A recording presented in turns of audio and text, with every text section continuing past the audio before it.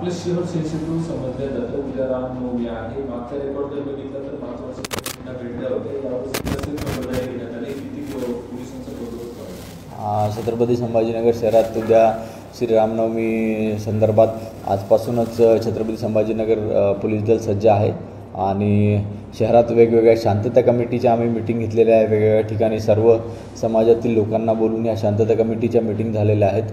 त्याचबरोबर उद्या शहरामध्ये खूप मोठ्या प्रमाणात श्रीरामनवमीच्या रॅलीज निघणार आहेत. मुख्यत्वे केराडपुरातील राम मंदिर जे आहे ते मुस्लिम बहुल भागात आहे. तिथे स्वतः सर्व आमचे मुस्लिम बांधव त्याच्या स्वागतासाठी, रथाच्या स्वागतासाठी स्वतः सज्ज आहेत आणि एक नवीन हिंदू मुस्लिम एकतेचा संदेश छत्रपती संभाजीनगर शहर हे पूर्ण जगाला दाखवून देत आहे की हिंदू मुस्लिम एकता काय असते. त्याचबरोबर पोलिसांचा मोठ्या प्रमाणात तिथं बंदोबस्त लावण्यात आलेला आहे. आमचे दोन्ही जे प्लाटून आहेत SRPFचे, तसेच आमचे राईट कंट्रोल पोलीस आणि मोठ्या प्रमाणात छत्रपती संभाजीनगर पोलीस दलातील अधिकारी व अंमलदार आम्ही या रॅलींसाठी सर्व शहरामध्ये तैनात केलेले आहेत.